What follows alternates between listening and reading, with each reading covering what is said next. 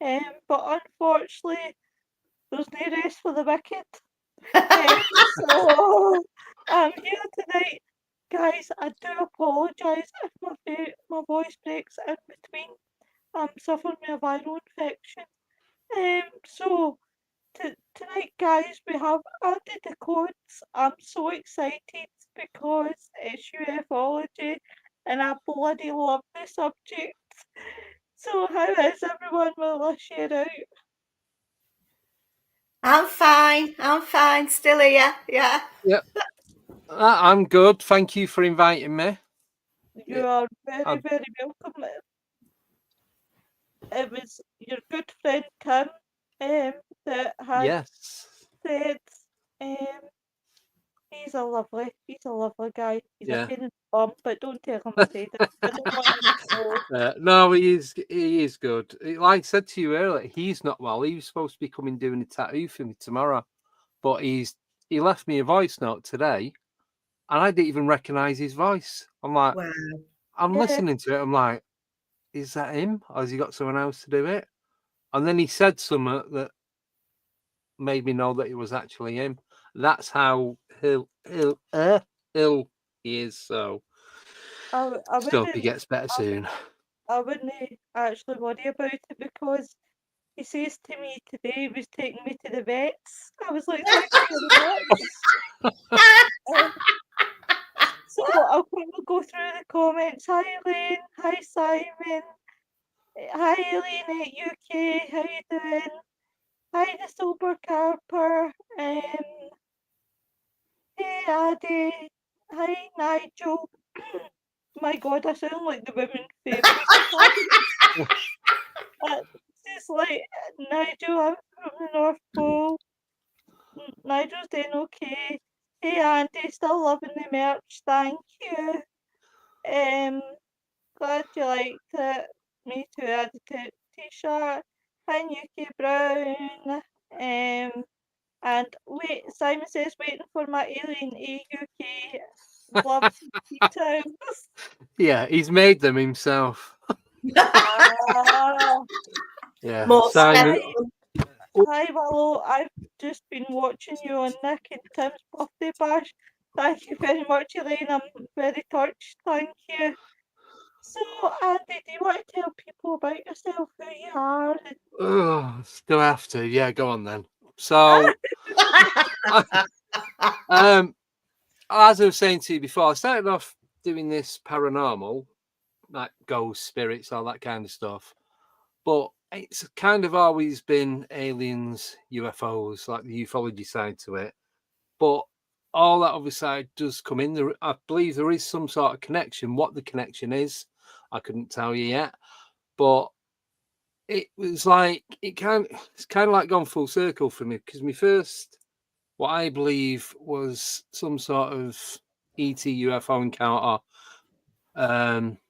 when I was about 4 or 5 years old.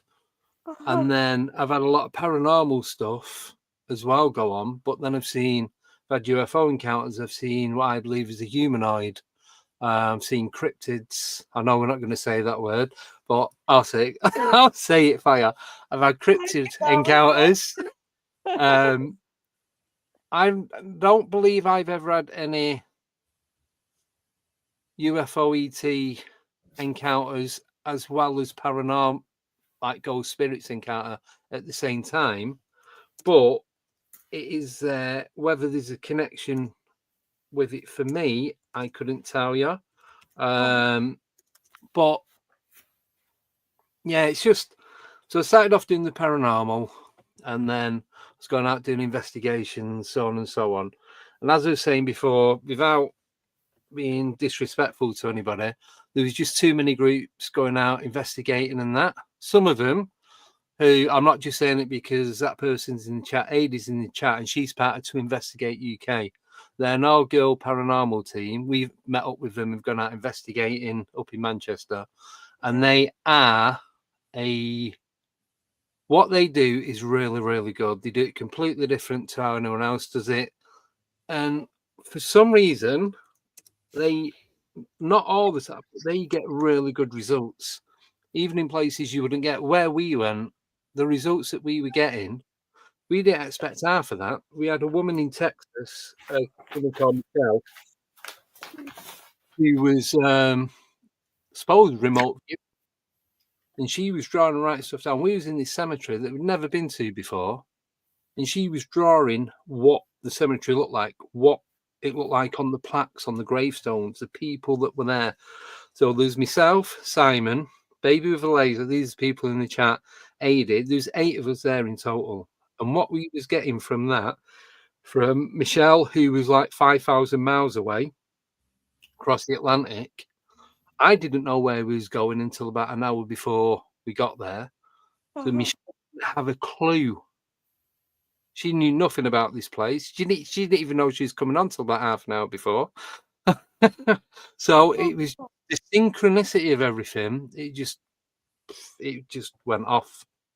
So them sort of groups are amazing at what they do. But for me personally, there's just too many groups that want to be famous, be on TV and all that kind of stuff. And that's not my thing. I'm happy meeting up with people, going out investigating and doing it that way. There's a few people in the chat, like I said, that I've met up with and I'll probably meet up with again. And I'm happy to do that. But then it kind of, that weekend, it came full circle. Don't know if you can see this. So that's like an alien in a jar. So I'll bring it forward. I've not dropped it yet. I'm not planning on dropping it. Please don't. Oh. Oh, yeah. So there's no stamp on it, say made in China or made in Taiwan. No, nothing like that. There's no Primark sticker on the back of it. So it was actually Baby with a Laser who's in the chat. It's been up out investigating with Sober Carper as well. We've been up to Cannock Chase a few times. But this weekend, so Baby, he got in touch with me and he said, I've got this thing. So I can't remember if he sent me a photo of it or not. And he goes, make me an offer. All right. So I made him an offer and it was deal. I'm like, what the hell? And it's like, right, I need to get back up to Manchester to go and collect it to see what I've actually bought. Anyway, we went up that weekend and it was like, from that moment, I knew at that point that it was going to go from paranormal to ufology, not straight away. I wasn't just going to cut the paranormal off and then jump over. It's going to be a gradual thing. Yeah. Oh yeah, I've met Elaine. I've met her down at Rendlesham. Fire Spirit Wayne. I've met him up in Bempton in North East Yorkshire. So I've met a lot of the people that are in the chat. I've met up with and been out investigating with on like different circumstances and that. Yeah. But with that, the alien, that was the moment that everything was changing because they had the original name of it was Codes of the Paranormal. Then I've never really liked the word paranormal, so I changed it Codes of the Unknown. Then I wanted to keep the name Code, so I used that as my surname. So it was then Andy Decodes, because then I didn't want to just come out and start doing something and no one have a clue who I was or what I was about or anything like that. So it's like, so I did it as my name so then people got to know me and what I was about. But it was like I'd go out and it's from leaving my front door to go out and doing the investigation and getting back to the house. So you would see everything in between driving to the location. So, it wasn't edited, I wasn't adding stuff into it, wasn't doing clickbait, nothing like that. And that was it. But from the moment that I got that, it was like, right, this is where it needs to go back to the alien side to it. So Ada, her friend Sarah, who has co-hosted with me, her sister Emma does a lot of the animation for the videos and creating images and what have you. So she did some image creating for me, but then I had an idea and I thought, right, I've not really used it before, so I started using AI. Yeah. So with the black and white logo that I've got, that's AI created. So there's only me that's got that. So if anyone else has got that, they've stole it from me because you cannot get it anywhere. Well, do you know, funny enough, I actually used AI for a couple of things that I've done. And I know people are no big fans when it comes to AI, Nope. but it does have its good points, Yes. especially when you create your pictures and then there's no way in hell somebody can say, "Oh, I created that picture before you," because you Yep. know where you definitely got. Yep. So, I started speaking with Tim. Then I found out Tim was doing tattoos. So then, Oh, I Oh, know. yeah. I know. Wow. Lovely. so, and that was also a lot of people are like, how long before he changes the name of it again? So it's like, if I get it and it's permanent, I've either got to chop my hand off or keep it. So, I don't think you need to go to that extreme, Andy. I'll I know, quickly you know what I mean. So it's like that was at the point where once I got that, and Darren said to me, "That's baby with a laser." yeah, Was you're going to get a lot of miles out of that? And I wasn't sure because that's one of those sayings that it could mean 2 or 3 different things. I think he thought he meant that. Well, I know because he told me that I was going to take it and it's going to go out and I was going to take it here, there, and everywhere.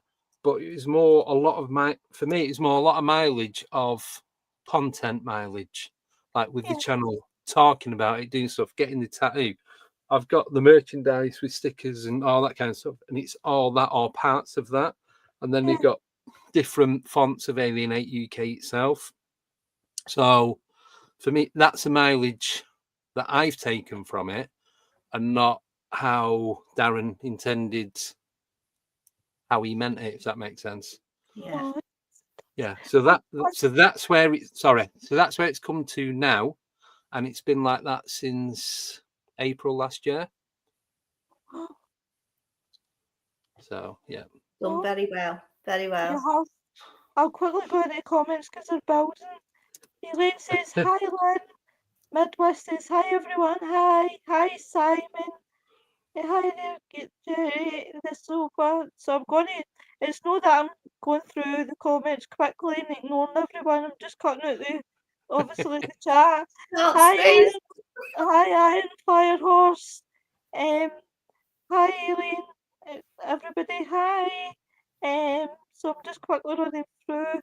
Hi, Ross. Oi, oi, Fire Spirit. So it's.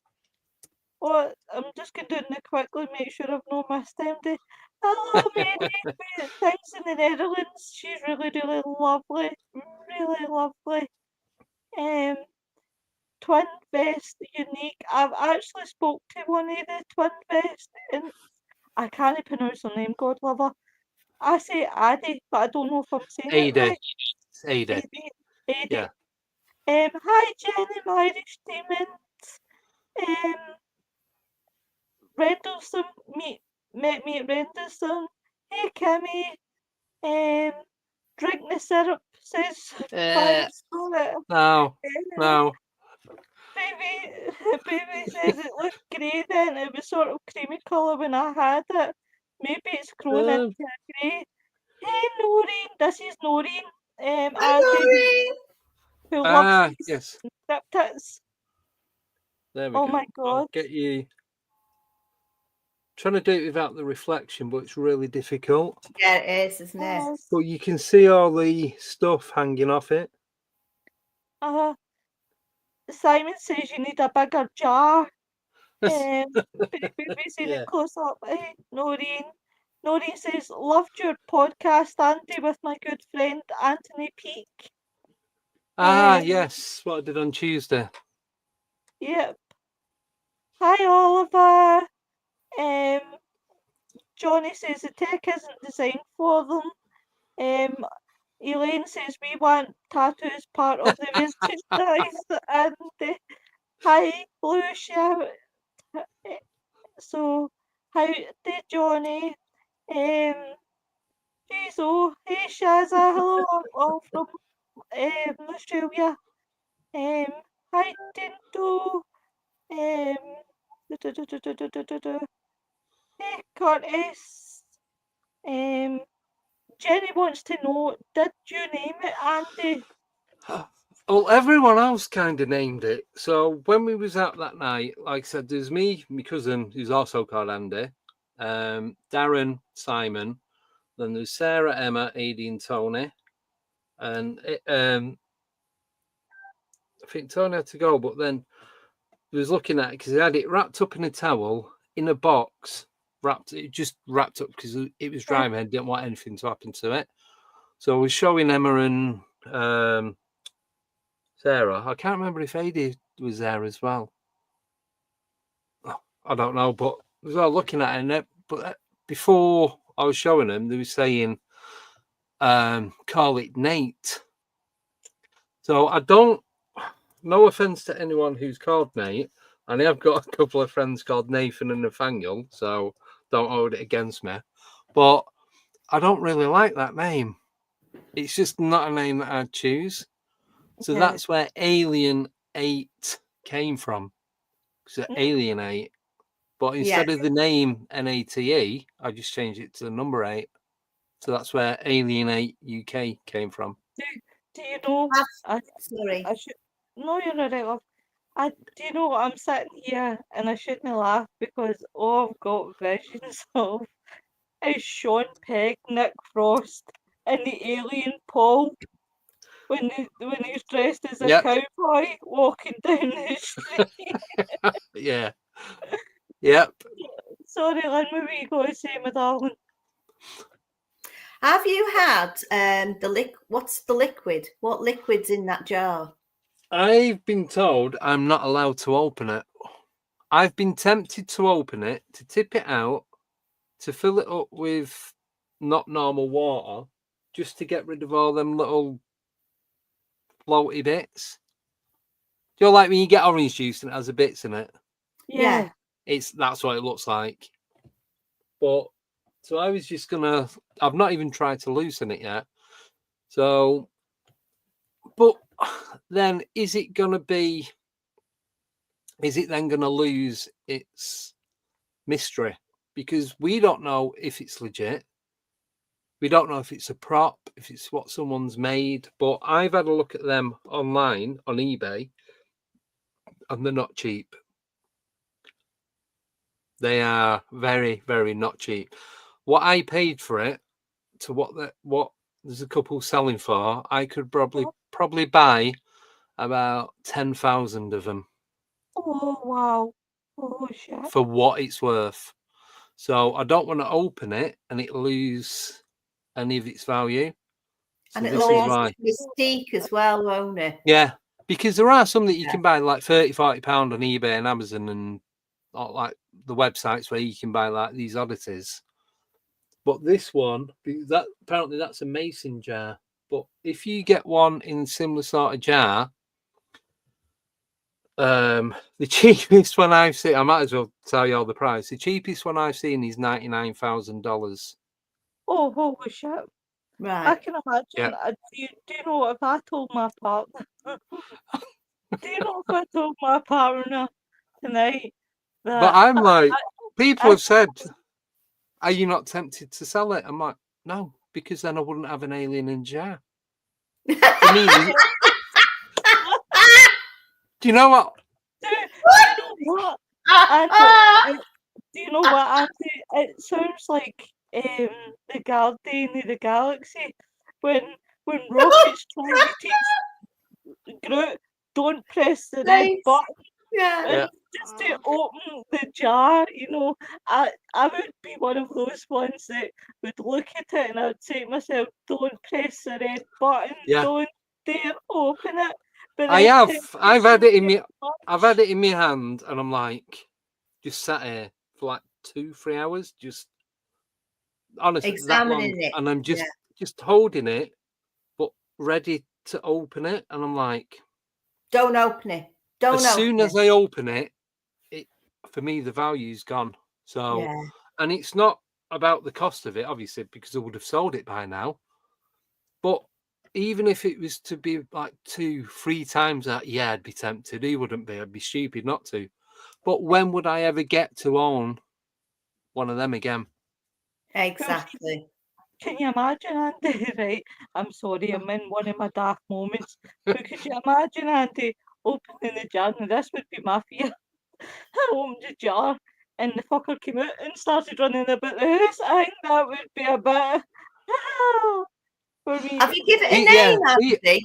Andy, have you no, given it a name? only Nate. It kind of got given, but that was to do with a tree that we found a tree on that night on that investigation where the 8 of us met up and Michelle was doing the remote viewing from Texas. Yeah. So it got called Nate, but like I said, I don't like the name Nate. It's just not a name I'd choose. So that's why it just got called Alienate. It doesn't really have a name. No. I'd call it Houdini. It's never got out, has it? That's a good one. I like that. I like that. Yeah. Don't guys, ever I've got- open it. No, don't ever know. open it. go into the comments. Elaine, I think you should take it on the tour. Blue Shift. Johnny says life grows in such simplicity. It's incredible. Is this show live? Daft question, I know. Tinto, nothing's a daft question in this show. Yes, it is live, honey.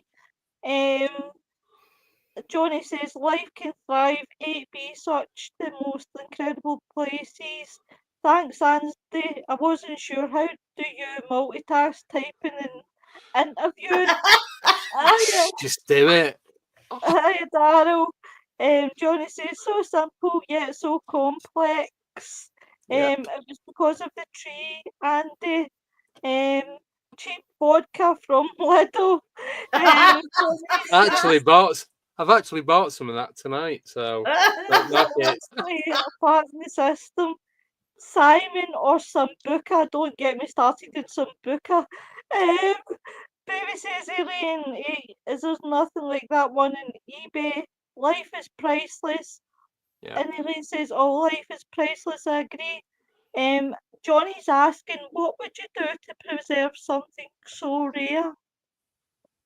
Yeah, I'd have to talk to people. So Ada, who was on, I know she works in the healthcare industry, and she'd said that if it is some sort of fetus of some kind, the liquid that it's stored in, you wouldn't want to get it on your skin. Put it that way. You'd have to wear like what they call not like thick gauntlets to Yeah. like what they use for welding, that kind of stuff. Yeah. Yeah. So I'm not like I said, I was tempted. I've had it nearly 12 months now. But I think for the last 6 months, 5-6 months, it's like, no, I'm just gonna leave it. I still do just sit here, look at it and think, I'd love to know what it actually is. Yeah. But that's it. I've not. Has the liquid changed in 12 months that you've had it? No. The bits at the bottom, a few more have flaked off, but not a lot. Because it just sits there. I've got like wooden blocks with an LED strip light coming through, so I can. It lights it up Just and you so, can see it properly. just so you can see it. Yeah. Andy, I'm dying to ask you, and I know this is probably going to be a really stupid question, but it's more out of curiosity. Have you seen it move in any sort of way? Nope. Unfortunately, not. Its eyes have not opened, the mouth's not moved, the hands haven't moved.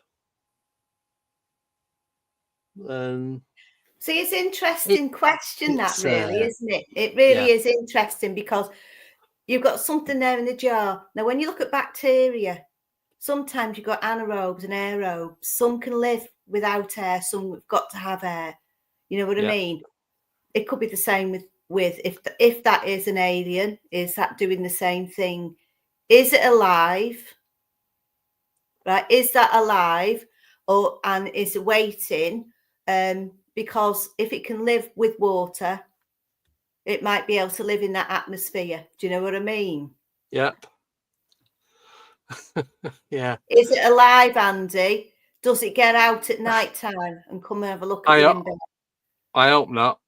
I hope not. But from where the bed is to where that is, I've got a direct line so I can see it. Yeah. So Well, I don't know if that's a good thing or a bad thing. what I would say to you, Andy, is see, as long as it makes your breakfast in the morning, it makes you a cup of coffee or a cup of tea. I'd be impressed if it could do that. You're onto something. Elaine says Yeah. you might release the movie, Andy, if you want Matt. Hiya, Drew. Iron Fire said, did you say alien in a jar? Yep. Hey, George. Johnny said it might want to be desired. Shazzy says, don't open it. Jenny says, Peter. He says it's a Peter. A Peter. Johnny says it's simply, it is what it is. Shrimply. Baby says only Andy, Simon, and Sarah from Twin Vests has seen the aliens close up. Fire Spirit says waiting for it to wink at Andy one day. I can imagine. Drew says Daryl baby. He's saying hi. Ross says don't open, you'll regret it. Tinto says my texting is all over the place. Damn phone, sorry peeps, I can't message. That's alright. Simon says I've seen my gym towel. I've not seen my gym towel. That's it got wrapped up in. Yep. Ross says reminds me of them thighs in my childhood.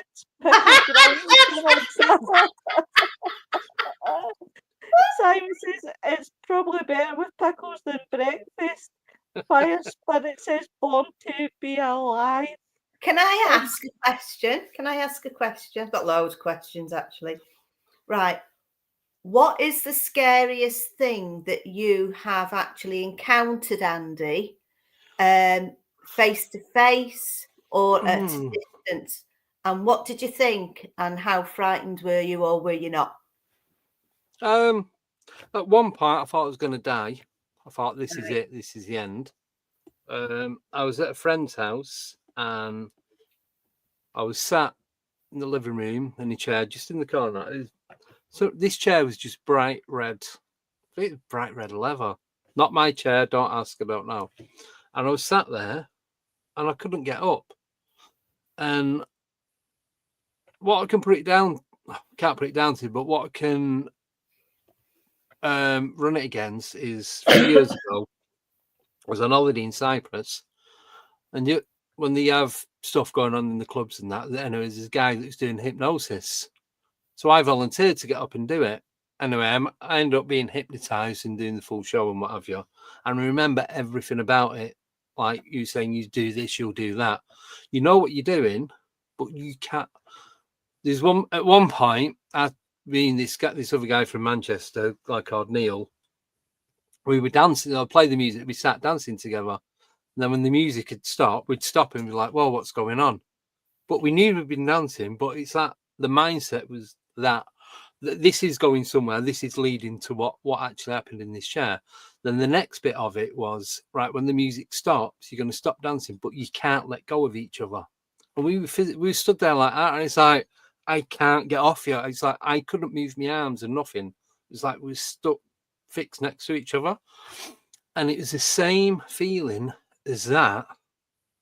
But I know I wasn't hypnotized. I was sat in this chair and it was like something was stopping me from getting up. I couldn't feel anything, couldn't feel any pressure or anything. But it's a bit like, do you know when some people go into like a daze as if they're going to go into a fit? And you have that quiet point going. Yeah, it went quiet. It Yeah. went very, very quiet. But I couldn't, I'm sat in this chair now. It's like, I can't move. I couldn't move my arms. I couldn't sit up. Couldn't move my legs. Nothing. I was sat there and I'm shouting to me mate. I'm proper shouting as loud as I could. And this is only a little house. It's on like it's not a bungalow because it had an upstairs, but the upstairs was in the roof. So it had Like a 2 bedrooms dormer, in. a dormer Yeah, bungalow. but it's Yeah. like a half, like cut in half. So you had living room and kitchen and like utility room and bathroom downstairs. Then upstairs was Yeah. just you got it split into 2 bedrooms. Yeah. So you's never more than 30 foot away from it at any point in this house. Probably less than that, probably 20 foot. And I'm shouting and screaming, and I could not get out of this chair. All I could do was like talk and shout. Anyway, he come back. He must have been upstairs. Coming out. I thought you was going home. I went, have you not heard me shouting for you? Like, no. But as soon as he walked in the room, I was able to stand up then. I couldn't move while I was in that room on my own. Anyway, I was telling him about it, what was going on. He's like, oh, funny you should. He's like moaning at me at first. I'm like, couldn't do anything. I was like literally stuck in the chair. I honestly thought I was going to die because it was getting so intense. The atmosphere and everything was just, it was too much. Yeah. And then he went, oh, funny you should say that. My brother was there and he said he was sat there one night and he was watching TV and he'd turn around. There's like a big shadow man stood in the corner. I went, yeah, cheers. I'm never coming here again. And never went back to the house. If I'd have seen something in there, then I'd have probably gone back. But because I'd experienced that, and it was like, this is it. This is where I die. It's game over. Obviously, it's a bit more emotional than that at the time than what I am now. But it was like, it was just so negative and dark, and it's just horrible. That's the only time where I felt anything as strong as that. Something either pushing me or pulling me back. I just couldn't move. Yeah, it's a bit like you hear people with night terrors and they can't move. Yes. Well, Yeah. what do you think, Andy? Right, I'm going to ask you a question because it happens to a lot of people where they missing time. Now, I'm fascinated with the whole concept of missing time. And what got me into missing time was there was a story about a gentleman who was in I think it was either the army, it was in the military anyway. Yeah. Was told to be at this part of a location and it would be somebody there to pick him up at 9 o'clock. When they got there, he wasn't there, but he was adamant he was there at 9 o'clock. Anyway, this man went through terrible times. He was getting grilled, lectured, they wouldn't leave him alone, they were calling him a liar. We were there, no one appeared, blah blah blah. And it wasn't until he was going on holiday and he picked up a book by, I think it was either Bob Lazar or somebody else, and Yeah. he was reading this book, and there was a part about missing time. Yeah. Now, I feel that people who have had these experiences, such as, missing time, seeing UFOs, they don't get believed. No. And it's like, but if people are coming out who are genuine, I'm not saying you have got your stories where people are make, but you've got your stories that are really, really genuine. And the thing about it is, Andy, a lot of people ain't believe this. You're crazy. But see, Yeah. when you've got like 5 people, I mean, this gentleman who was missing time, to who went and obviously spoke about it, and it turns out they have. It's that kind of way I feel for them because at the end of the day, but then you look at the US now and the Congress meeting that they had from for about the UAPs, UFOs, and I watched it and I just felt like they were hitting a brick wall. It's like they didn't want to answer any Yeah. of the questions. What's your thoughts on all that, Andy, about the missing time? People not being believed in the con. I know I'm throwing 3 questions. I do No, want no, it's fine. Missing Andy. time, yeah. With the missing time, I know of about five people that I know that have got missing time. And there's another guy, I don't know him. I know his son because it's his son that told me about it. And I believe that's a real thing. It's whether you're taken by the ETs or you cross into another dimension. It depends what's going on around, because not everybody that has missing time is an alien abductee. Most of them are, because that's most of what you hear, I think. But it could just be a time slip. Because we've had this discussion. It's like when I forgot his name, the guy that was on Tuesday. Not Tim Peake, that's the astronaut. The other one, Anthony Peake. Anthony Peake, yeah. He was saying about time not existing, and I've started going down this rabbit hole of we use time as a measurement. That's it. We don't. It's not a real thing. We use it for our own purpose to record events, so we know where to be at a particular time, quite literally. But if time's not existing, if you're being taken, and like you saying before, when you seen that craft, Lynn, the triangular one, when we was talking off air, Yeah. and you said it was moving slow, then it just shut off, and then you ran around the back and what have you, and then it was moving about again and then shut off again. It's all that kind of stuff. So if they can move in these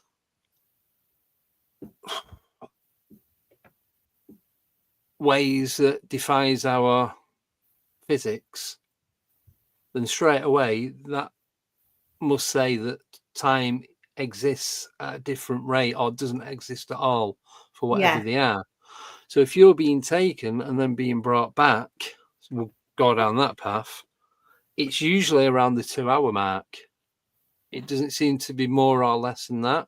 But there are reports, and I have asked this question to a few of the people that I've interviewed. No one seems to have any accounts of this happening, but I have noticing that it's coming up more and more. People know that they've been being taken and they're being brought back either 2 or 3 minutes before they was actually gone. Yes, time travel. So it's like, say they went at, say, 21:38 now. Say they get taken at now 21:38. They come back and it's 21:32. Yeah, yeah, It's like, what? It doesn't make sense. So yeah. there are accounts of that happening. Yep. So if that's Yeah. happening, then definitely time is not an essence for them. I interviewed a gentleman, a local gentleman, a few years back now, maybe 3 years back. Now I know this gentleman and his wife. We've known each other for many years, and neighbours down the road. And I'd done an interview with him because his wife said, "You'll have to come and see Eric. You'll have to come and see him." So I went down and I'd done an interview. About 33 years ago, him and his mate got made redundant from Court Halls that was in a company that was in Flint, employed people for many years. So money was hard. So they used to go salmon fishing. They used to go robbing the fish out the river. This is what they'd done. So what him and his mate done, his mate lived in Flint. So they went up to a place called Llanarmon and Yal. I'm telling a lie. It was called, oh God, what's it called now? It's on, I'll tell you where it is. It's where, I can't say it. It's where the fun ship is. Oh, the one that's washed up. The one that's washed up and it's a restaurant and all that in it. Yeah. So that couldn't say it, couldn't say the words then. But it's down there. So what happened, it's hard to say some of these words. So you get your tongue tied. So what happened was they went down there with the boat, went out on the high tide, run the nets out in an S, right? Yeah. And they sat there, and then the next thing, and it was night time, it was early hours in the night. The next thing, there was a light come. And he said it was like a very small torchlight. and it came from the Connors, because we live in Connors Key. It came from the Connors Key Oh, area. yeah. So you're talking, 11 miles away? Yeah. And it just beamed right the way up. And as they looked at it, he said the whole boat, he said it was like a big mushroom of light that came over them. Oh. And he said, I don't even know how long it was. He said it could have been seconds. I don't know. He said the next thing, it had gone, bink, gone. The tide had gone out. The net was stuck in the sand. They were lucky to be alive. Right. Wow. And I questioned him about what the atmosphere, was it foggy? Was it like, and he said it was clear on both sides, the Welsh side and the Wirral side. He said it was clear, but they reported it to the police. Somebody had actually seen it happen because they were on the top road by Holkin up on the mountain, and they seen it happen. They seen the light and it just blinked out. Now, of course, his friend wouldn't speak about it. So when I said I was doing an interview, would your friend like to do the interview as well? And he was still alive, because like Eric's 80 now, and his mate, who's still alive, lives on Flint, up in Flint, and he wouldn't do it. His wife said he's still petrified because he said they were taken. Eric can't remember being taken.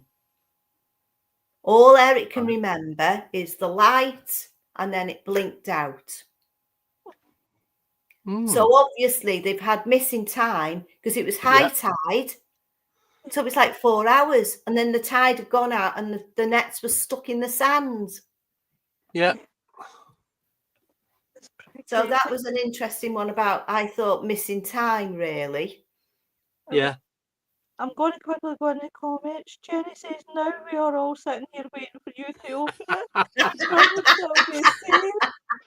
it. Maybe one day.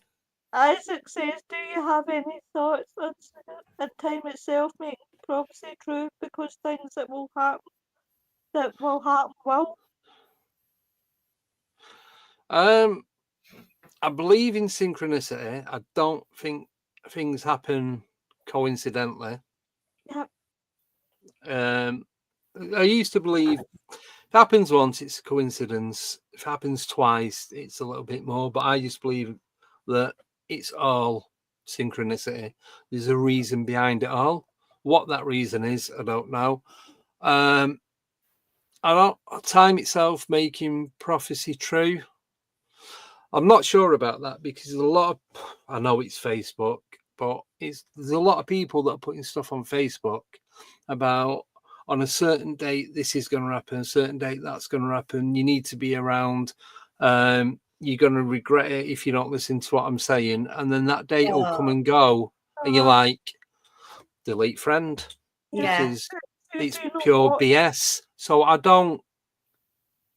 Just my own personal belief at the moment. It might change, but prophecy and all this stuff coming true, there's got to be more proof to it than someone saying something. Because it's like, I could say something now, 50-50, whether it's going to happen. Everything is 50-50. Of course it is. So, not for me. Look at how many times they said the world was going to end. It was going to end in 2000. It was going to end in 2012. Yeah, we watched the film and everything, didn't we? You know, everybody was counting down and nothing happened. And it just takes me to Family Guy when they're celebrating 1999 and then they're waiting for the world. Oh yeah. What the hell? So Tito says, take me back to my disco days. Firstly, it says me too. Elaine says hi. Much love. All my soul goes out to you. Thanks, Isaac. You're really, really lovely. Isaac says, I've also got stuck in a weird dream, and when I finally got back to my body after chanting the name Yeza in the dream to wake up, I had sleep paralysis and I'm watching music from my throat. Sorry, guys, honestly, my throat's killing me. It's chakra. I tried to get some names on shrooms and ended up blue dreaming for 2 weeks straight.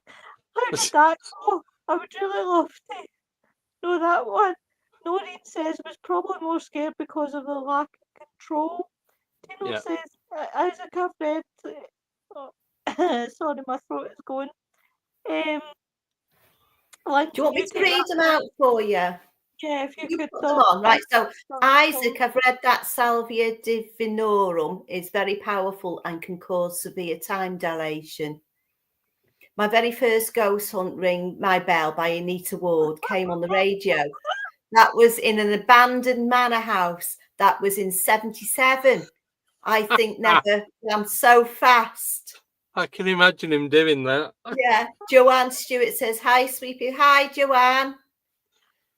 Tino, 1979. I was working at Deluso. Ring My Bell was in the charts along with Kate Bush. Yeah, it's true. Yeah. Isaac Braden, Elohim Risen Christ.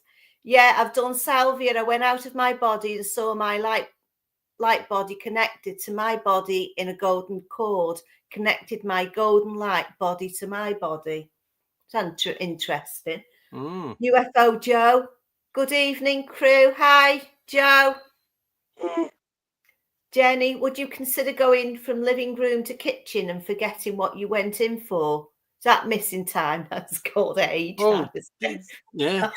I get that all the time. Oh, I do. Simon, and when you're taken on a night and wake up in the morning with 3 days stubble beard growth. Oh. Yeah. Fire Spirit, yup, me and my son were taken 3 weeks apart. Same experience, but don't remember much. UFO Joe, I was gone for 7 hours, but for me it felt like seconds. Tom Nally, clack, clack, clack, pickle. Pickle Tom. Pickle Tom. Tino, Merseyside, Connors-Key and the whole North Wales area is spooky. I know, I live there. UFO Joe, tonight surely is interesting. Thank you. Thank you very much. So many are taken, a lot more than you actually hear about. Maybe they don't know they are. Well, that's a true thing as well. Mm-hmm. Yeah. And then Pickles. Joanne says new way of chain letters.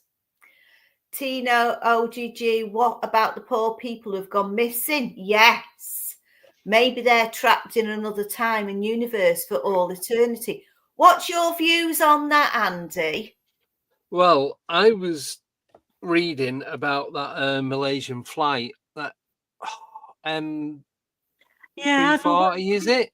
Yeah, Yeah, I know which one it is. And so I didn't know this, but a lot of the people that were on that flight they weren't just students.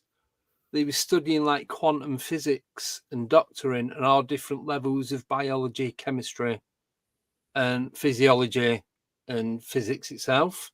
So there's doing a lot of like scientific stuff. Yeah. Now, when the videos that have now come out, there's 3 orbs that are going round the plane, that going round and round it and circling, and then it just vanishes.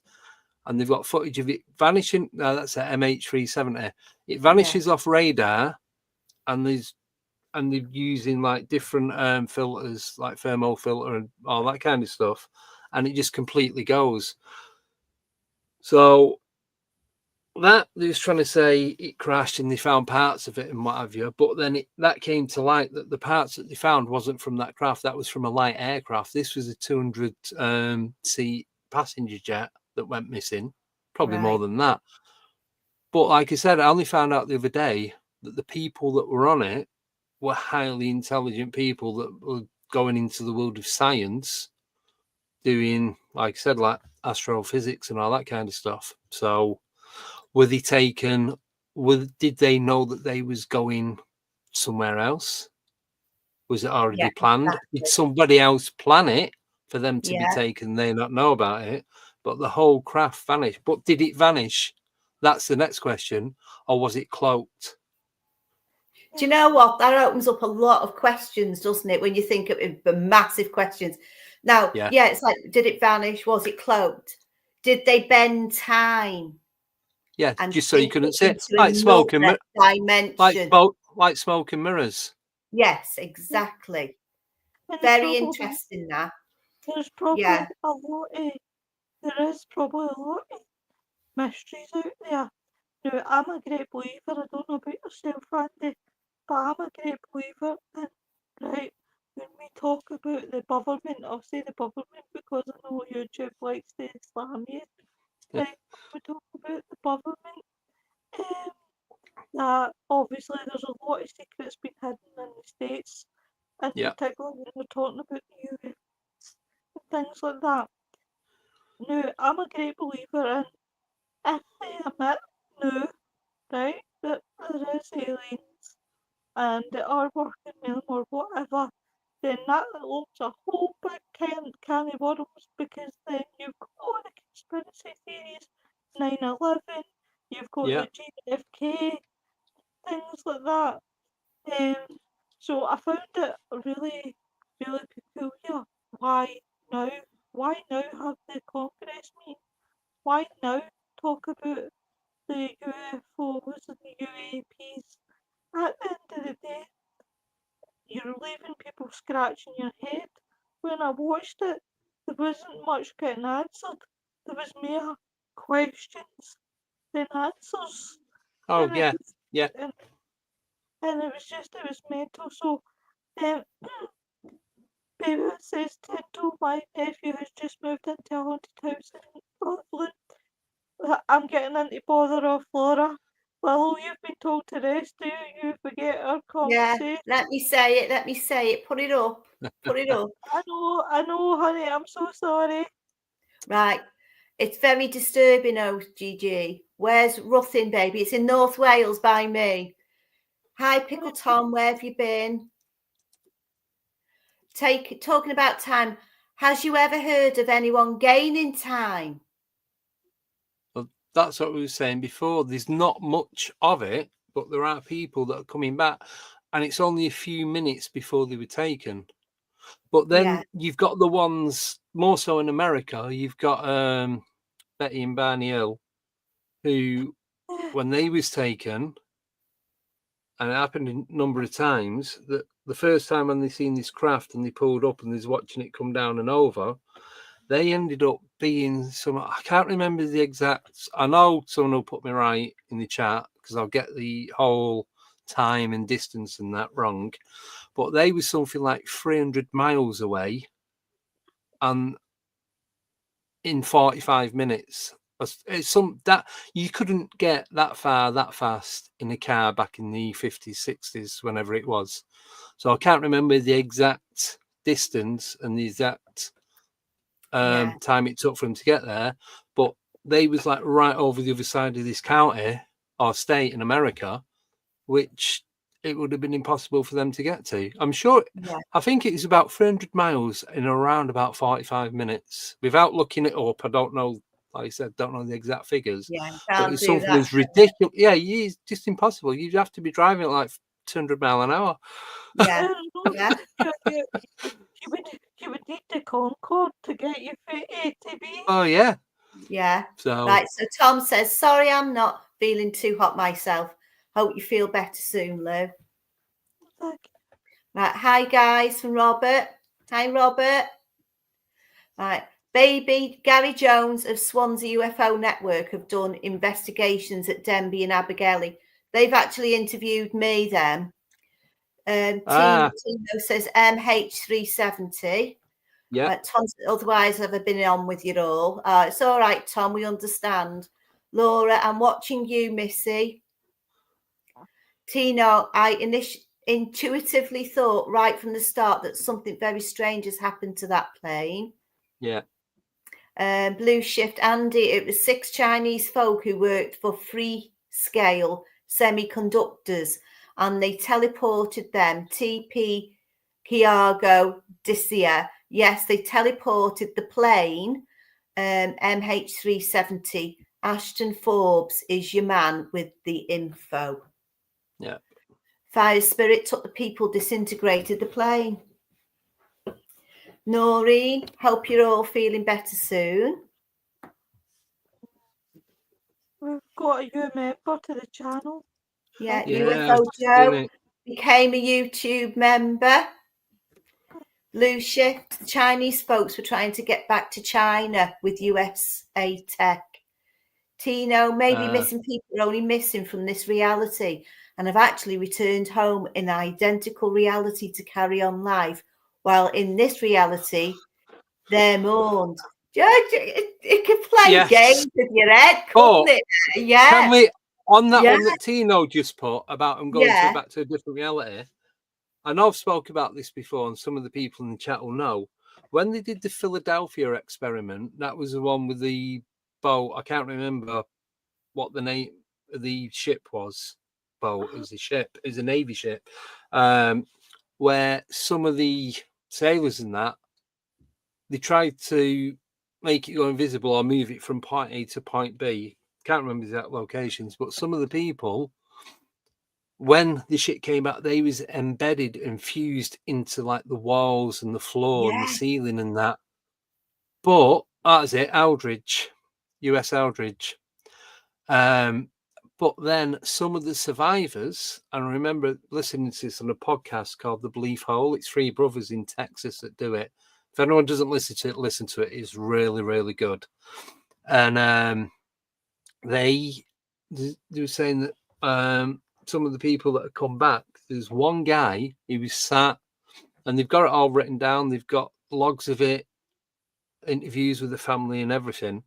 That there's a guy sat home, there's having dinner, sat at the dinner table, and he kind of like started fading in and out, like going semi-transparent. And then he just got up and said something like, "Sorry, I can't do this." Got up, walked out, and then just walked straight through the wall of the house, and then vanished. Oh, yeah, honestly. Wow. Right. While animal tracking in the forest, I have looked through time. Wow. Maybe they're talking but can't be heard or seen. Like spirits. Yeah. Yeah. Mate, I have it on good information that the physics are totally right on paper. It was only a matter of time till they manufactured the tech. We teleported a photon years ago. It's real, mate. Yeah. UFO Joe, I was kicked out again, mate, at Alienate UK. Seems to happen again. It's good I remembered to look. Tino, how about the skier who went missing and ended up in full ski gear in a part of the US that was warm and sunny? Yeah, I think that was the 90s, late 90s, I think that was, early 2000s. I'm sure it was.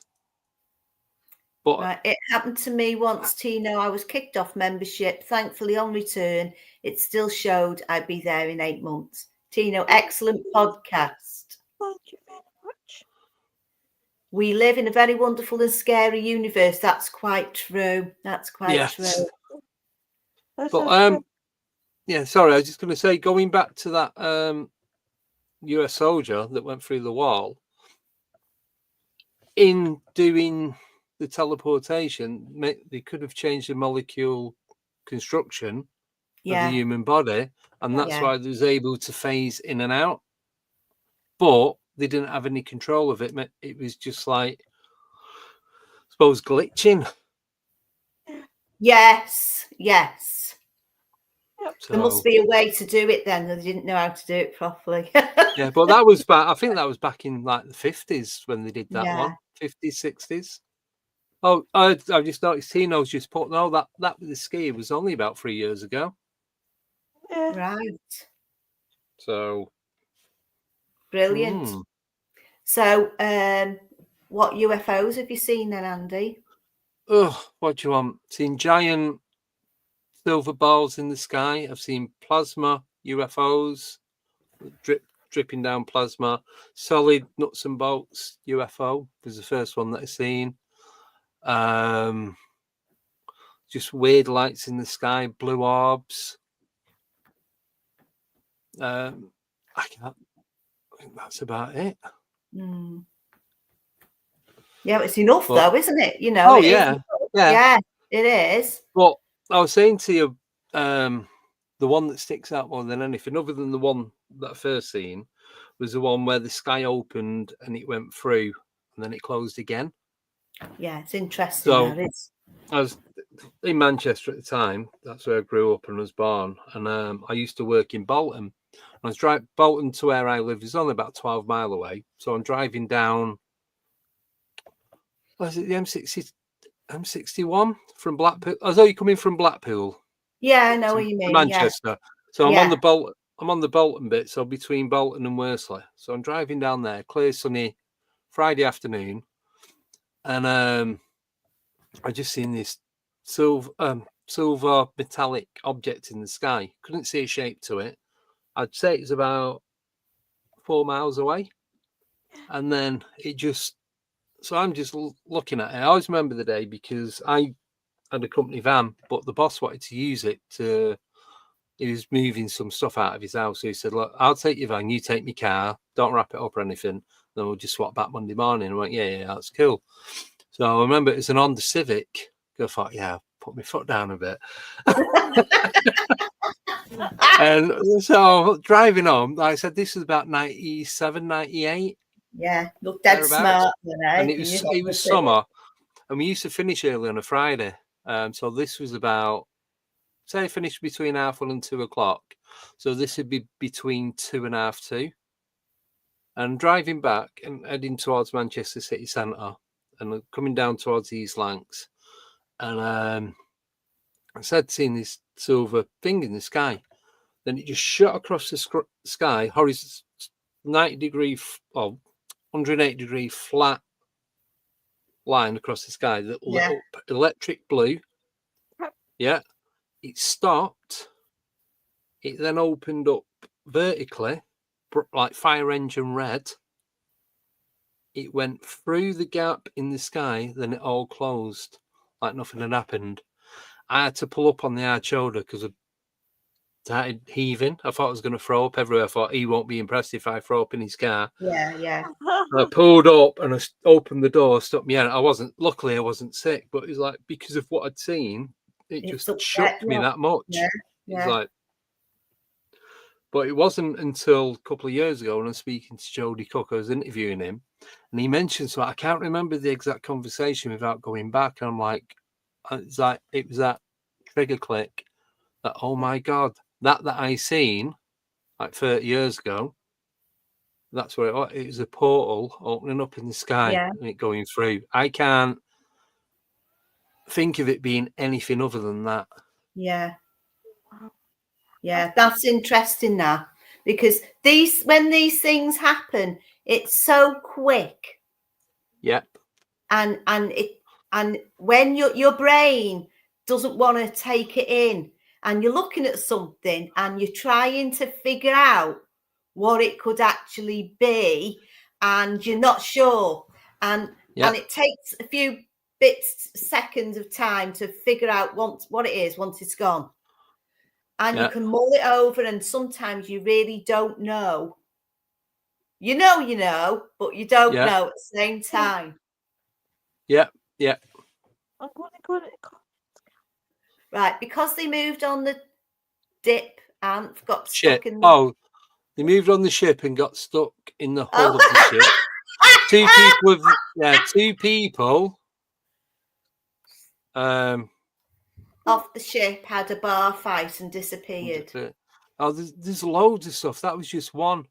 But with that Philadelphia experiment, that was the same people that was running that was doing MK Ultra, and it's the same people from that did the MK Ultra went on doing Montauk experiment. Yeah. So it was all to do with government agencies, shall we say? Yeah. Hi. Hi. Hello. Yeah, sorry, it took a lot longer than I expected I was going to come on, so I apologize that I'm late. Don't worry about that. Right. I want to pick your brains, Andy. Oh, you love me picking your brain. Now, there was a case on one of my old podcasts that I did. Nick will remember it, and we did. It was something that I watched on TV. And I researched the backstory to it. Now, it was Yeah. a film called Horror on the High Desert. Now, when I researched its background, it led me to a case, and it's called the Kenny Beach case. Okay. The Kenny Beach case. Now, this would maybe be something that you'd be interested to do in your podcast and research. The story goes that Kenny Beach was an experienced hiker, and he loved to be out in the middle of the desert, the Mojo Desert.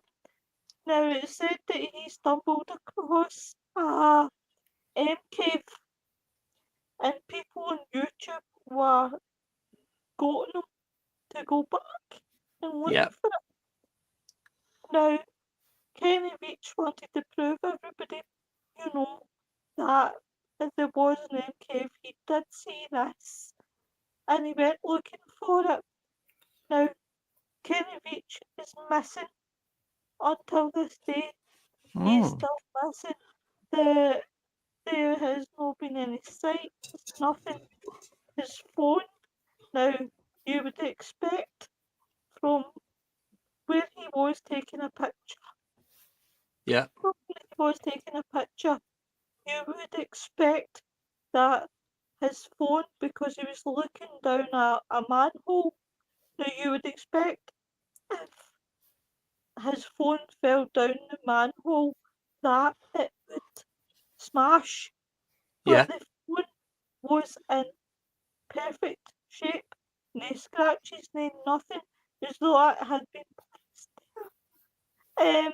And there is a YouTuber who goes and looks, who has been looking for Kenny Beach every day from the point he's missing.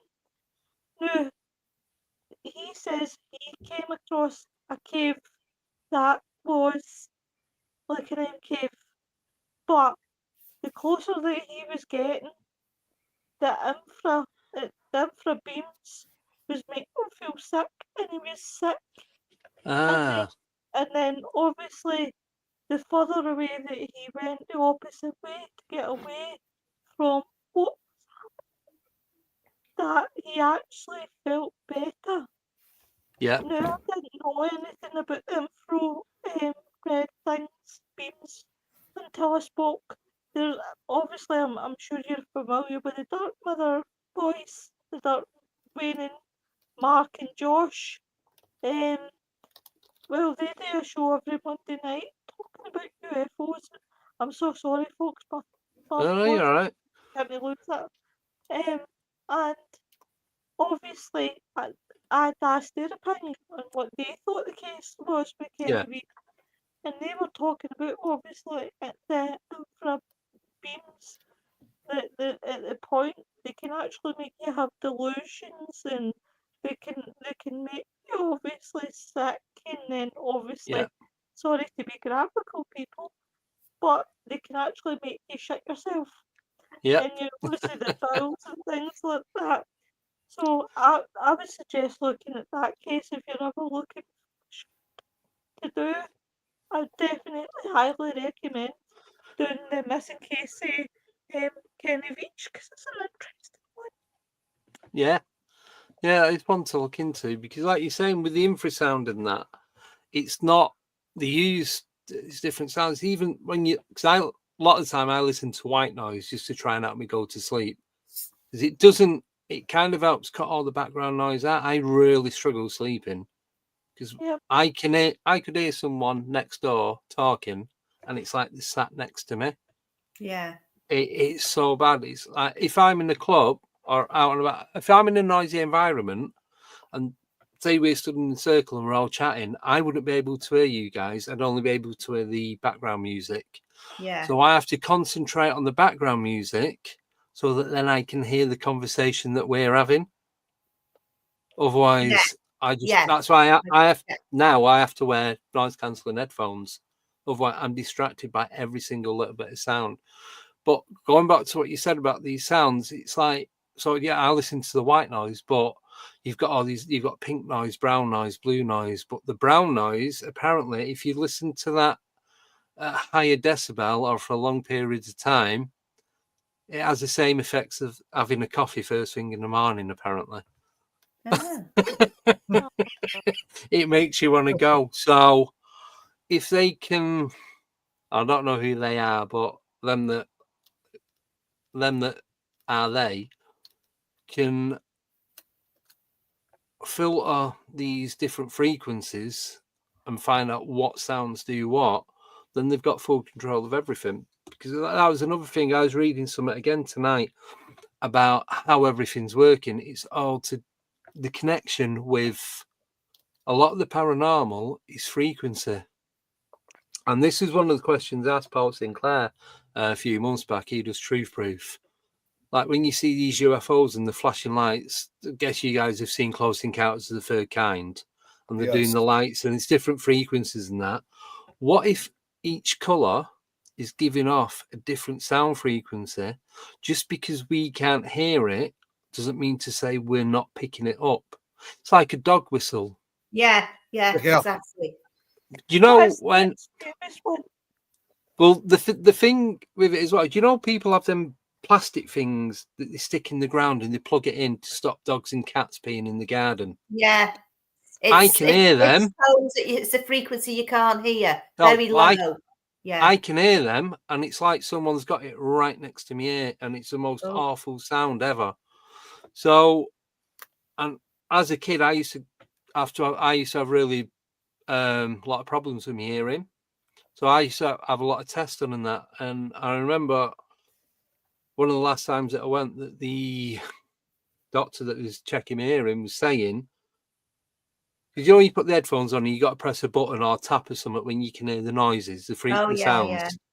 I was hearing sounds that humans don't normally hear. I could hear the really low ones and the really high ones, but I was struggling with the ones that we should be able to hear on a daily basis. Right. So whether that's still like that or not, I don't know. I've not had my ears tested for years.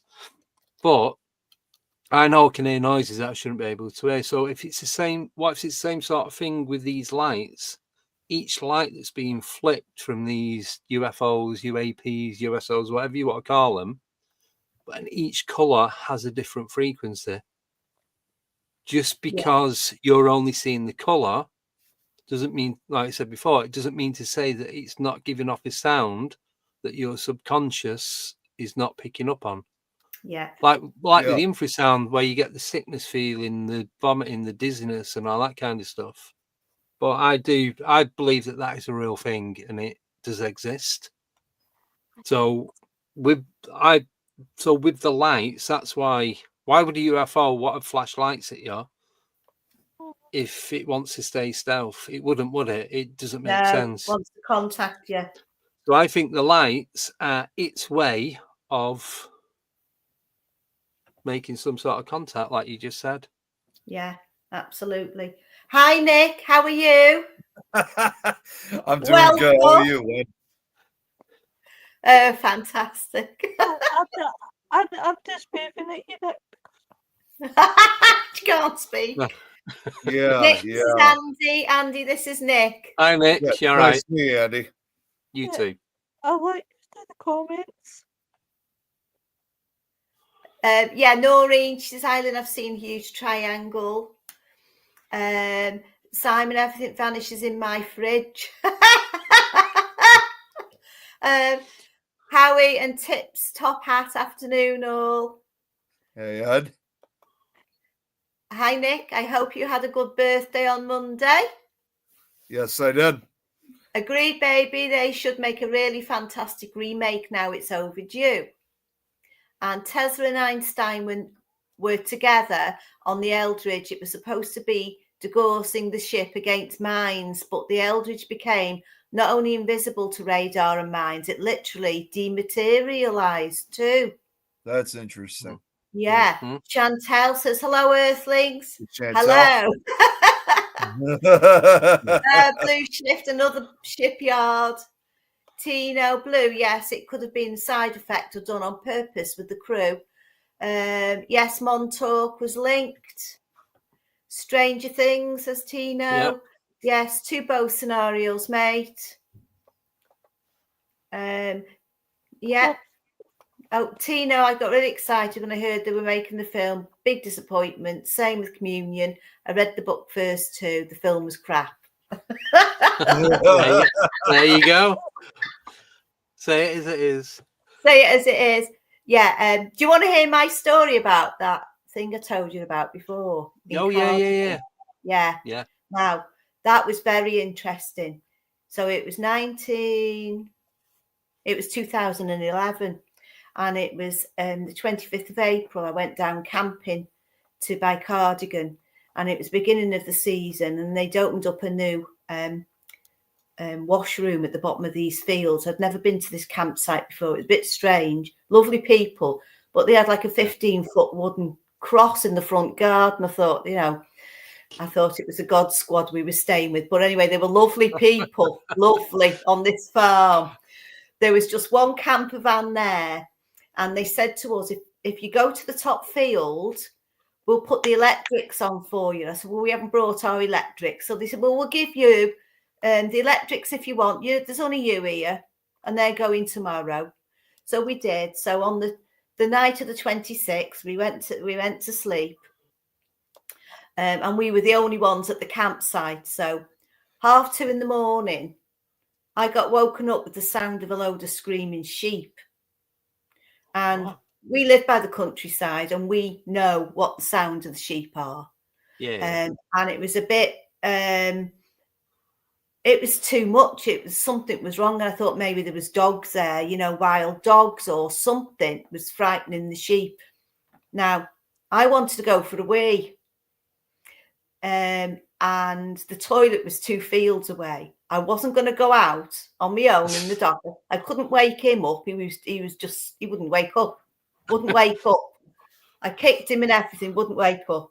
So I thought, I'm not going to go outside. I'm going to go behind the tent in a minute. And I waited until the sound went quieter, and it did.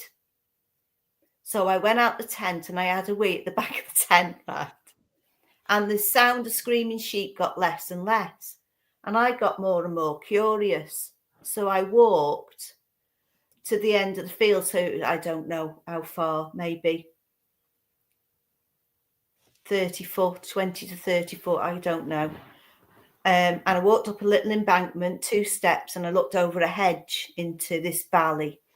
And of course, it was dark, and I looked down and over, I don't even know how many miles it was, but I could see this thing. And I didn't know what I thought it was at the fun fair. It was this. No, it wasn't. And the sheep were still like screaming, but just little bits. And I was looking out for anything that could be chasing around the fields and that. There's nothing there. But I kept looking at this object across over in the countryside. And as I looked at it, it was like, say you had a full circle. Yeah. The bottom was missing. So it looked like a horseshoe. Yeah. You know what I mean? Yeah, the bottom's cut off. And I was looking at it. I thought, it's a bit odd that. I was looking around to see what I didn't know what it was. It had 9 lights. Each one was the same size, dotted around this circle-ish thing. And what was happening was, when they were big lights, they were white, and then they shrink to red. But it was doing it like a heartbeat. And I thought, what the hell's that? And I couldn't figure out what it was. And then something caught my eye to the northeast. And as I looked up, there was a bit of a hill, a small mountain with a television mast on.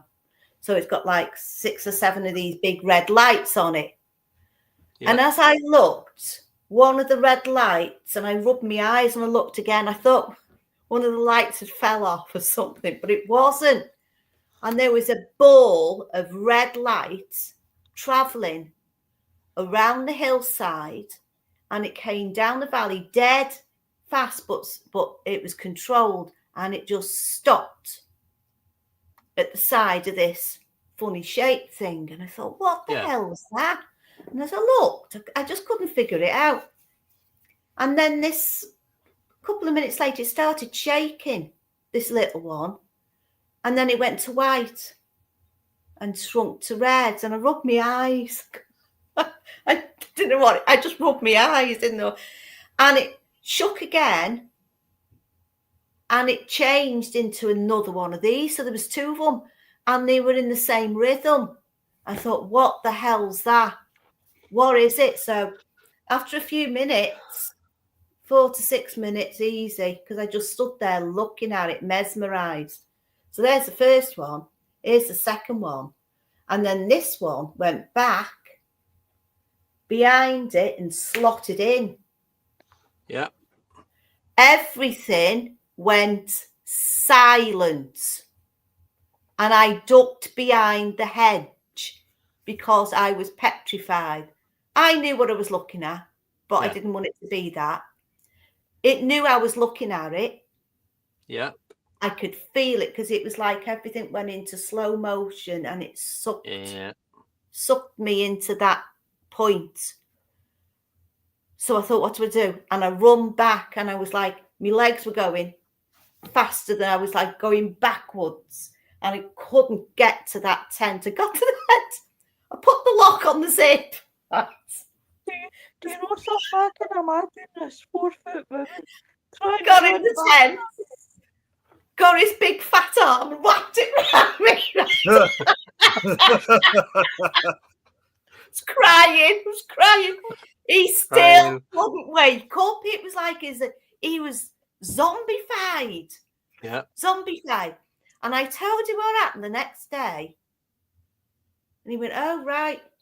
Well, when we had to be home the next day because it was the day that William married Catherine.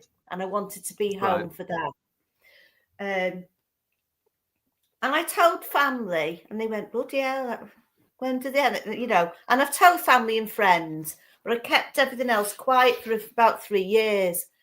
And then I thought, I've got to talk about this with somebody. And I wrote to some UFO group. I don't even know who they were. I didn't get an answer back until a couple of months later. And they said, it happens a lot. End of conversation. And it ate at me and ate at me and ate at me. But yeah, and I believe now that I was watching a portal. Yeah. A gateway, and something was coming in. And that's the way it moved into the back of that craft. Yeah, see, with you saying that, I'm now off the fence and in the field of that these are now organic, because the way they can shapeshift, they can, as the Spice Girl says, 2 become 1. Yeah, is, right there. Yeah, they connect and they can get bigger and smaller, and it's just. Andy, are you telling me you're a Spice Girls fan? No, someone told me about. Someone said it once on a podcast, so I'm just copying what they said. Quickly moving on. That's okay. I believe you. You're the only one that does. Well, I believe you. Yeah. No, but it's like, but it's like it just seems to be too much of an organic matter. Yeah.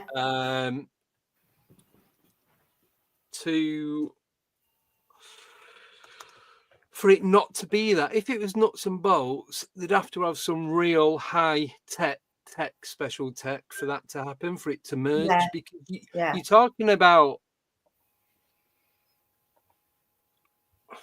what's the word where metal fuses together, like we was talking about Philadelphia. Philadelphia experiment, galvanize. Is it galvanizing?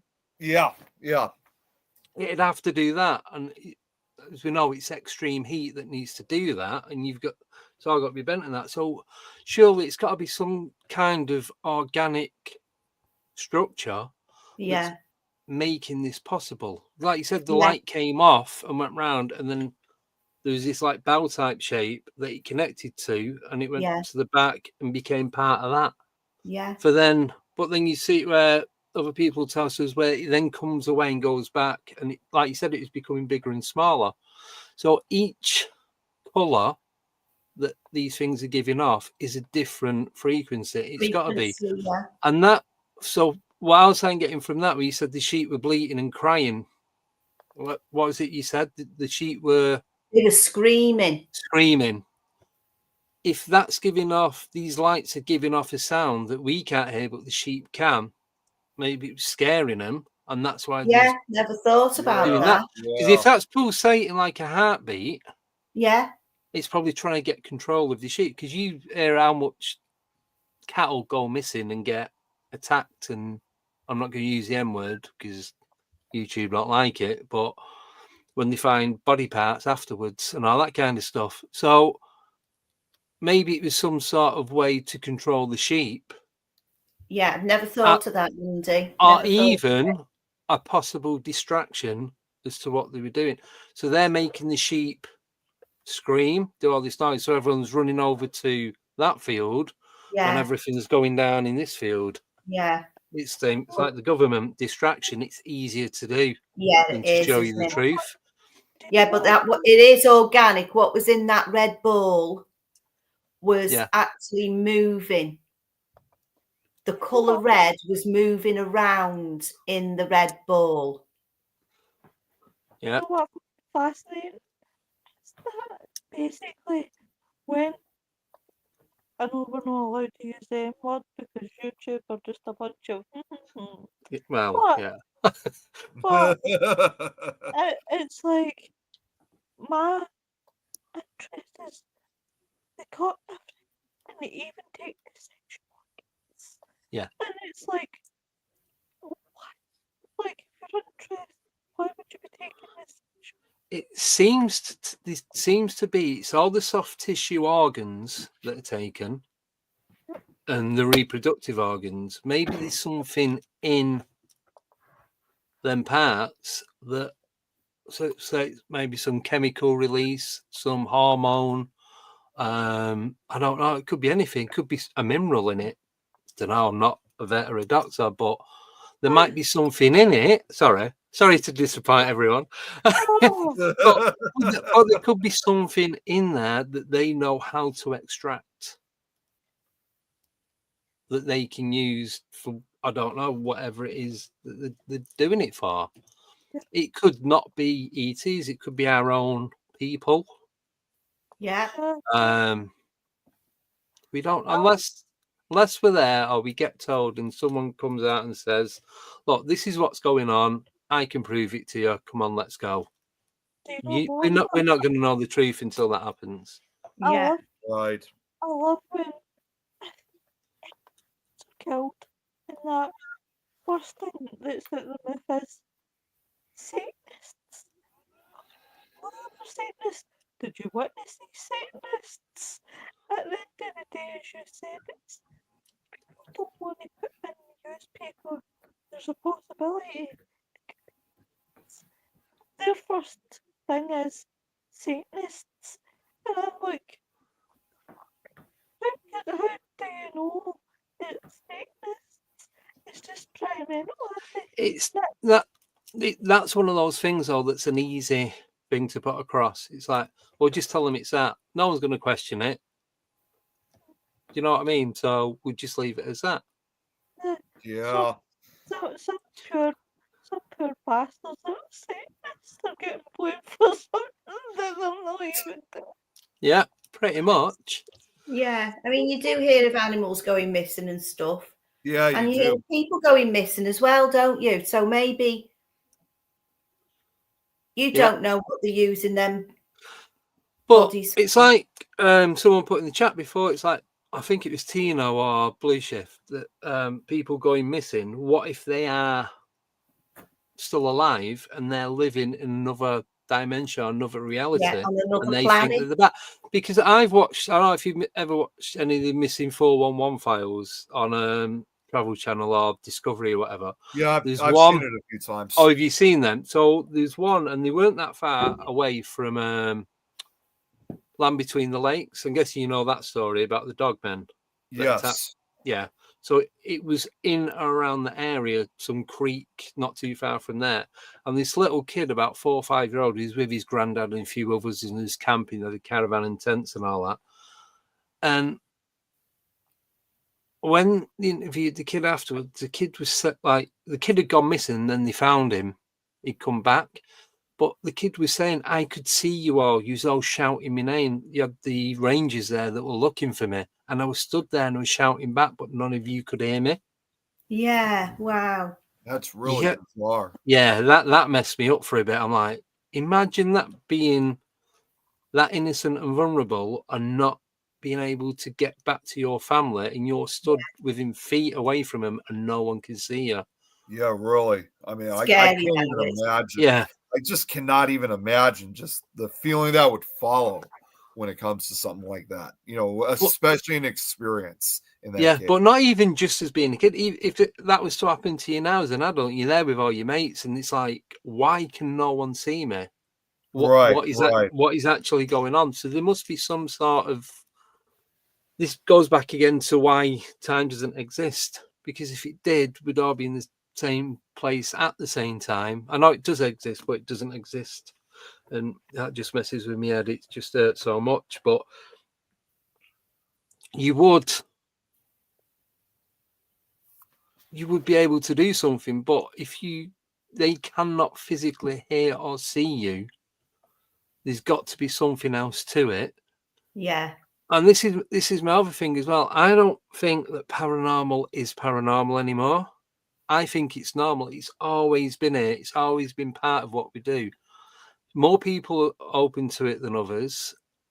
More people have more experiences for whatever reason. Even if you're not open to it, maybe it selects you. You don't select that. You're the one that gets chosen. And there might not even be a reason. It might just be a random selection thing. Right, just pick 50 people. We'll go and see them today. It could be something as stupid as that. Yeah. And we don't know, but I just believe that it's always been part of it. We're just becoming more aware of what's going on. We're being not even more open to it. We're noticing it more. I think with all the different platforms, social media, everyone's got a video camera, a phone in the pocket. Everyone's literally, because you press a button on your phone, you're literally speaking to that person within 2 seconds. Yeah. It's become normalized, hasn't it? Yeah. It's a normal thing. Yep. And you got FaceTime, you got video chat. You just loads and loads of. We're doing this now. We're all in different parts of the world, so it's just the more. I think the more tech, it's making paranormal more. Well, I'm going to use the word available, but that's not what I mean. You know what I like, right? Is the fact, do you know what, Andy? I need to get you in for a second part because I've listened. I promise I will have my voice back by the time that you come back on. But I've listened to you and I've been so and really interested. But what, like yourself and I'm finding that a lot are pulling me and going into different fields, whether it is ufology, whether it is cryptids, might as well say it for the unknown. So whether it's or whether it's different, different parts of it, I don't think people have the same for paranormal anymore. Because of this, and that's why I would rather watch on a documentary. I'm sorry to the people that are deaf tonight. That probably makes no sense. But documentaries as well about ufology are really Nick, you've been so quiet.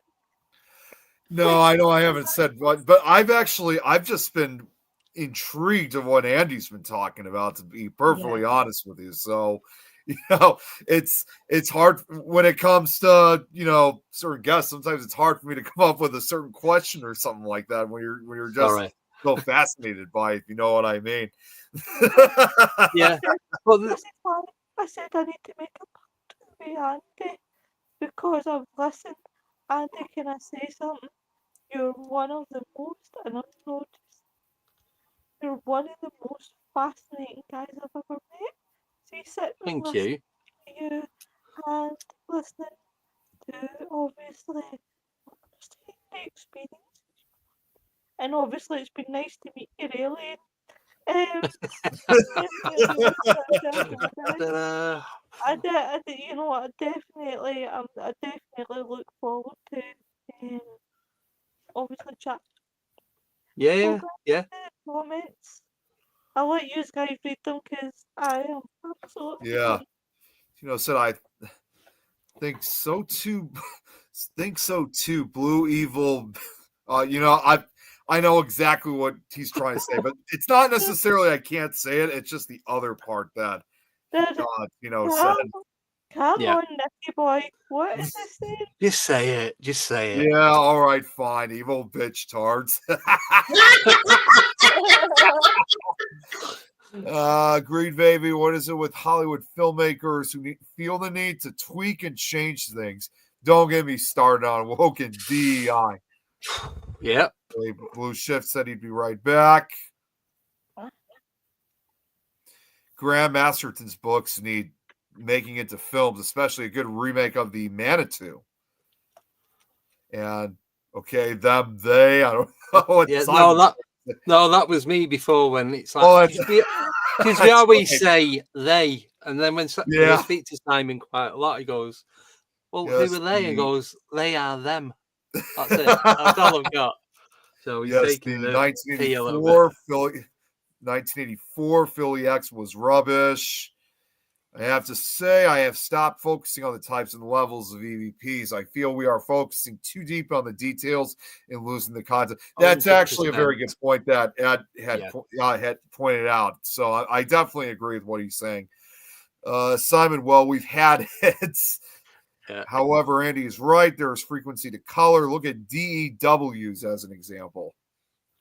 Blue spectrum is not affected. So for this, there's frequency and tone of the color, but we miss the background noise when we focus too deep on the level. Yeah, that's another good note he pointed out. Noreen here says there must be something to it regarding the frequency because I know when I saw the triangle, it got closer. I involuntarily dropped it to the ground and pressed myself against the wall like I was hiding. I have no explanation why. I have since read others experiencing the same feeling. And how Ed, again, he is exactly right. Close Encounters was based on true events, and here we go with tones and frequency. So Andy's right on target. The materialist ufologists think UFO lights are for navigation. That's too simplistic. Yeah. Which, yeah, that's another. I've always had that kind of feeling that, you know, that they've always kind of gone in that direction. Yeah, you know, they're used for navigation. That would actually explain, if I gotta say something real quick on that. We see sometimes like the types of UFOs where like the classic triangle ones, you know, like where sometimes you don't see anything at all except for the lights, that the entire craft may be completely invisible except for the ends, and may designate some type of navigation for other UFOs in the area. Could be. But I had a thought about this the other day. Can you still hear me? Yeah, we can still hear you. Oh, right. No, something happened to my headphones and it just didn't sound right. Sorry about that. So when these people like yourself, Lynn, as well, when you said you've seen these crafts, these ships in the sky, that everything goes quiet. Yeah. Yeah. What if they are emitting some, like I was saying before, I listen to white noise to cut out all the background noise to help me go to sleep. What if they are emitting some sort of white noise with these lights, and that's why you don't hear anything? You get a sound of silence. Yes, it cuts was. everything Yeah. out. Yeah. It cuts out all traffic, animals.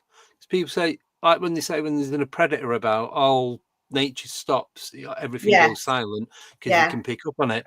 What if it's the same sort of thing, that the ET crafts are Yeah. giving off some sort of frequency? That's why you cannot hear anything else. That would That's a make a good lot more point. sense. Yeah. Yes. Absolutely. I agree with that. Yeah, totally. It's like you say with the predators. It's like birds and everybody. Well, every animal knows when they're being hunted. Yeah. They can feel it. So there must be some kind of noise. I mean, monkeys, they throw out noises, don't they? Warning Yeah. the mates Yeah, they do. about yeah. It's all about that, really. It could be. Yeah.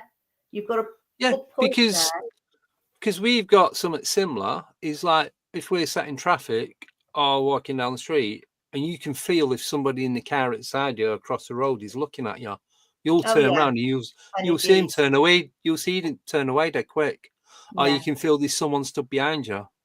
Yeah.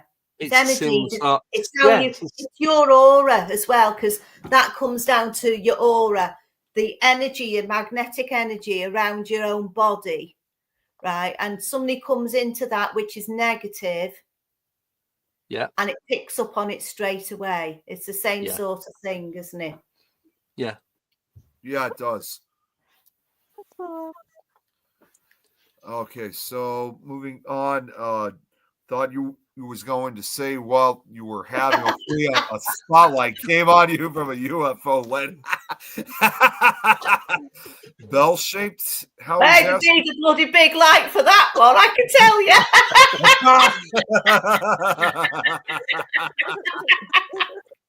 USS Eldridge, is that the ship that materialized back? Some of the crew were fused to the hull and bulkheads. Yeah, Tino makes another good point. Animals are good natural detection for anything paranormal, which, I can't tell you how many times I think we've probably are all familiar with that when we hear the stories about it over and over again. It's the same thing. Yeah. I remember staying in a lodge at Keswick Reach up in the lakes, and the sheep bleeding died down as the sun was setting. When it disappeared, the bleeding stopped. It was both eerie and magical. I got that feeling with the triangle lens, like something was watching. Yes. Geez, we're really behind on comments. I actually did go back at one point saying, geez, how far are we with the comments? We're really behind. I just wanted to say, all you beautiful mofos, some love and good energy. Thank you. Butler's DMT. Yeah, that's Adam Butler. If you want to read a book, get that DMT Field Guide. It is a really good book. Mark? 100%. Yeah, I remember we already said hi to Kate. Yeah, I'll have to check that one out. Smiling content. Oh, you got it right there.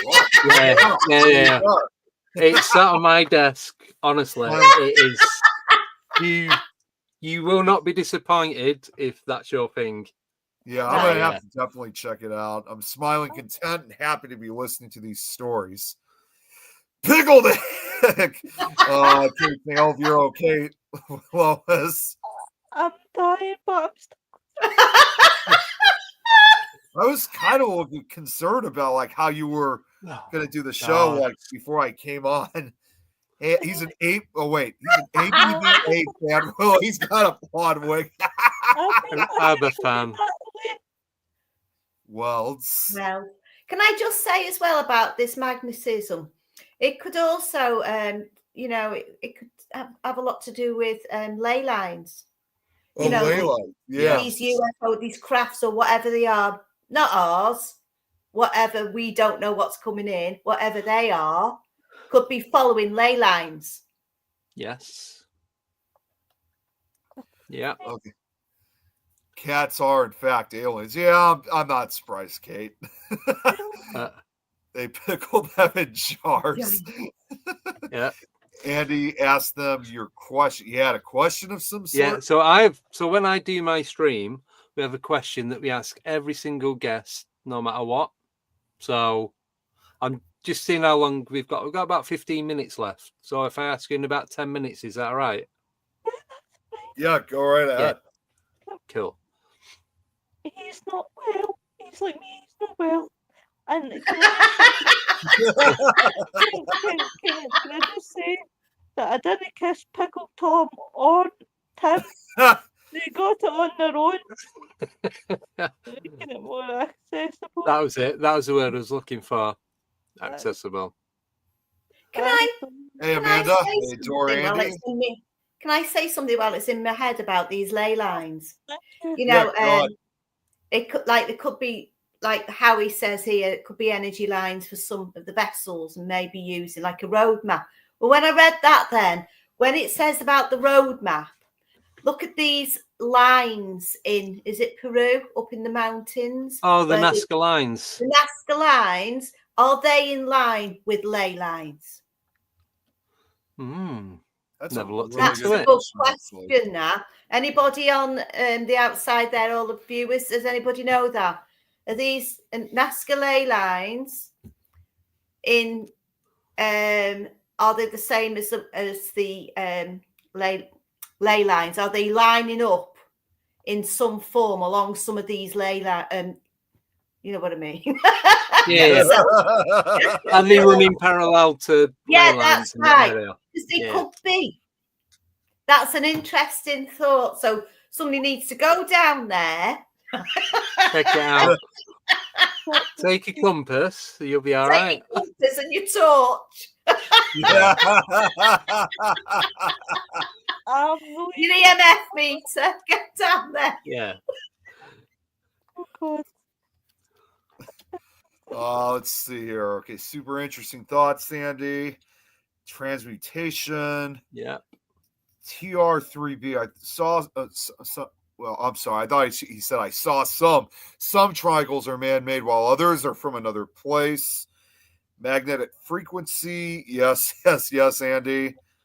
Noise canceling craft like your headphones. Yes.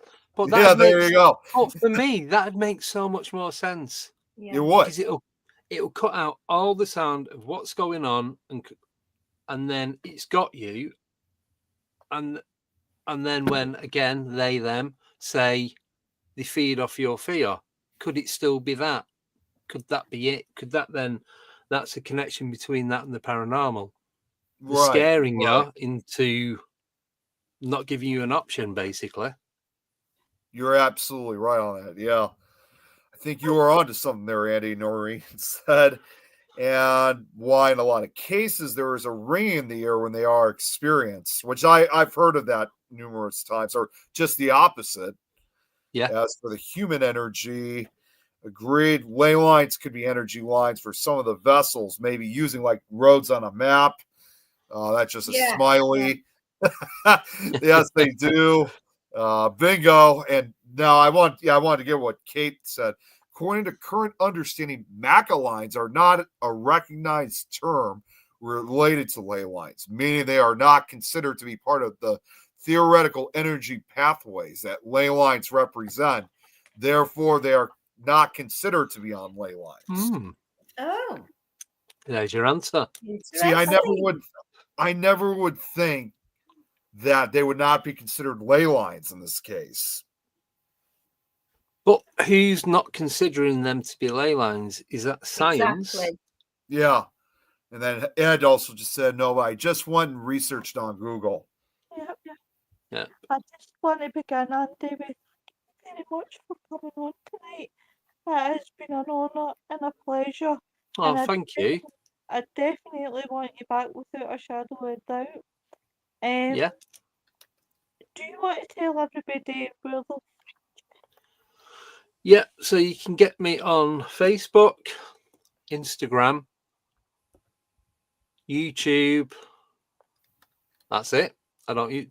I've cut right down on the different platforms that I use because there's too many at the moment, and it's hard to keep track when you're uploading content to upload it to all of them.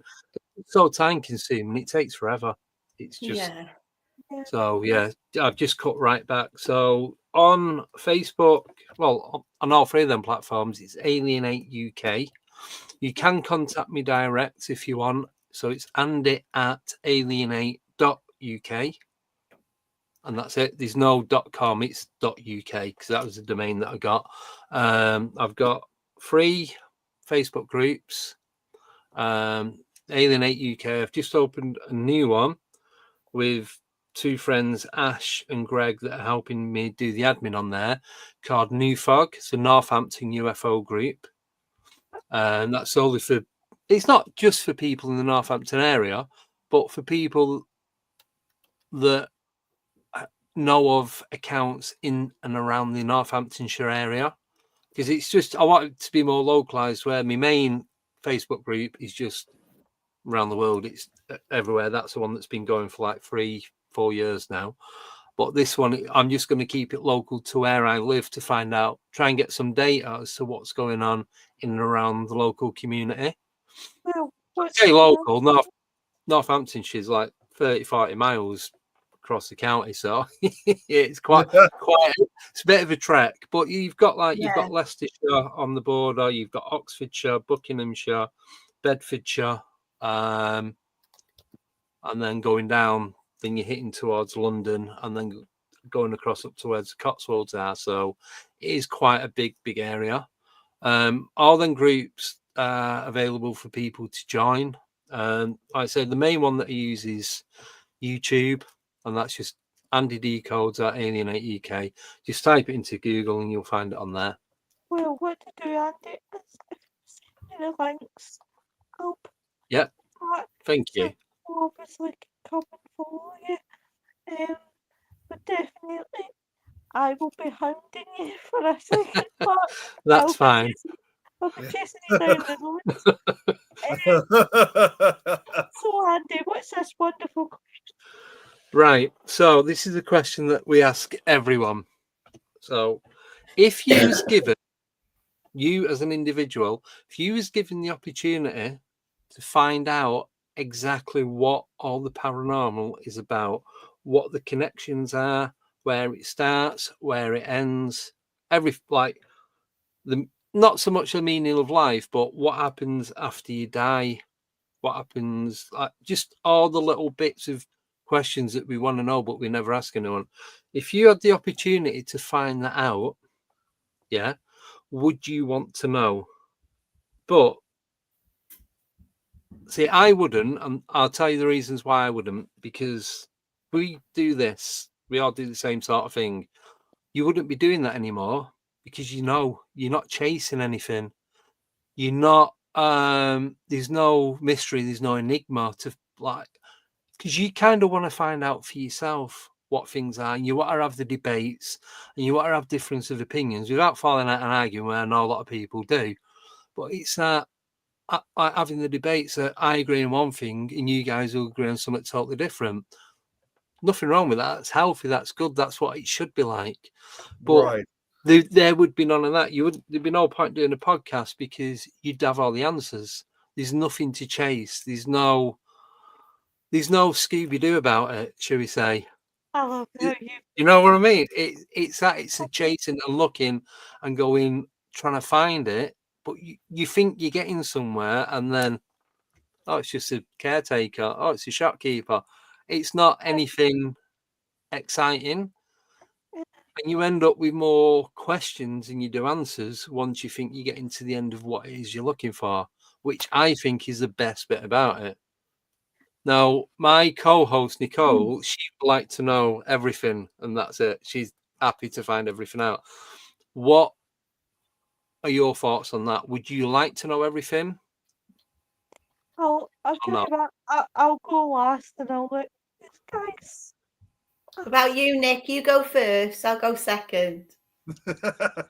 So, just remind me, because there was so much going on. What was the question again? One more time. So you can find out every single little thing about paranormal, what's connected, what's not connected, the source, where it comes from, where it goes, where UFOs are created, where they get repaired, all that kind of stuff. Yeah.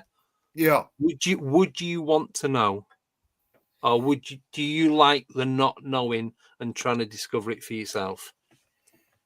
I think in some way it's kind of like both a yes and no for me. Like I am definitely curious of wanting to know what the actual answer is, but at the same time, though, I sometimes think that it may actually be probably just as important to not really know the full answer until either our time is up or whatever the case is. You know, like kind of almost that situation that I don't think, even though we want to know, it's like at the same time, I don't know if we'd be ready for it at the same time, if that makes any sense. Yeah. Yep. Okay. Right. I'd want to know only because I feel like I know where spirit are. I feel spirit all the time. I feel like the family's with me. I feel wherever I go, if I'm going to a place which I'm investigating, I'm not a big one for big investigations. I'd rather go off somewhere on my own, or with just a couple of people. It's the whole history of that person that they're coming forward for a reason. And it's nice, you know, to be able to know what their history is. So if you knew it, or you get shown it, it's nice. It's like meeting someone for the first time, isn't it? Even though I feel like I know, I don't know everything about UFOs, whatever. I don't. But saying that, I feel like apart from humanoids, I believe there's people visiting from other planets. I also believe that we've got them living here on the planet. I definitely do. And I feel like we're all part of a DNA experiment, or they've made us from them. Yeah. No, But yeah, I would like to know, and I wouldn't be shocked. I'd be quite relieved, and it'd be just nice to go out and see more of it. That's all right. Get that. Here goes. Right. I would like Nick. I would, but I wouldn't. I would like to know. I'm a very, very firm believer. There is no heaven and there is no hell. Heaven was just, you know, a made up thing just to hold it over people. If you were going bad, you're going into the big bad fire. If you're the most amazing person in the world, you're going up to the pearly gates. I I think it is like we live. Now, people must think I'm crazy when I say this, but I compare it to watching Stargate SG-1. I see it as that's how it is. It's different portals to different worlds. Yeah. Now, it's like you you it doesn't matter in this life, right? And I'm going to use an example that I always say, and people laugh when I say this. It's almost like the globe and flat earth argument. Now, I love watching the two sides of the coin, right? And I know they had the final experiment where they went to the Antarctic to prove whether the earth was flat or whether it was round. I always say, when I die, but I'm immortal. I keep saying I'm immortal. when I die, what happens, right? If all these years people have been arguing it's round, no it's flat, no it's round, no it's flat, what if it turns out it's something like a triangle or a square or Being like a square shaped planet. That'd be interesting. you know, and you're like, years have been arguing for hundreds of years over something that could be absolutely totally different and totally not what you expect. And I think when it comes to paranormal, it's like the same sort of theory. You know, what if we are chasing ghosts and spirits and it turns out, you know, there's nothing we're chasing. And I'm not saying that to be bad. I mean, I have had results on the paranormal. But I liked your question, Andy. It got me thinking there. But I definitely am a great believer in We'll never know it's life's greatest mysteries. We're never going to know about Atlantis. We're never going to know about Area 51. We're never going to know about, all the mysteries in life. I Yep. think it's always going to be that ongoing, and it doesn't matter whether it's my generation, my kids' generation, the next generation, or fifth generations down the road. There's never going to Yep. be an answer. Yeah, really. No, unfortunately, but what it is. On you go, Yeah. love. Yeah, and it's like, I wish I hadn't asked that question. No, I because I love asking it because it's nice to hear everyone else's opinion on it. Yeah, it's I'm always very, I don't want to know, and I love it when people go down that one. Where Nicole is very, she wants to know, so we have like a bit of a team battle going on with it. Yeah. But Ross has put a good one in the chat. I just seen it. He goes, "I would want to know the truth about it all, but then ask him to give me a memory wipe." Oh, that'd be pretty cool. Thank you, Tito. But what I'm going to have to do, guys, usually we read the comments, but I'm like 1 minute over somebody's show, so I kind of need to go. But guys, I want to obviously thank Andy again. Thank you Thank you. for everybody that came in and joined us tonight. It's been really, really good, guys. Tomorrow night, I can't even do this with a straight face. Tomorrow night, obviously, I'll not be there because I've killed my voice. Well and truly now. But tomorrow night, the guys will be talking about haunted brothels. It will be one of those ones that'll perk up your Friday night if you're bored and want to know about haunted brothels. But definitely, Elaine, it's been a pleasure. It's been an absolute pleasure. Everybody take care and we'll catch up with you real soon. Bye everyone.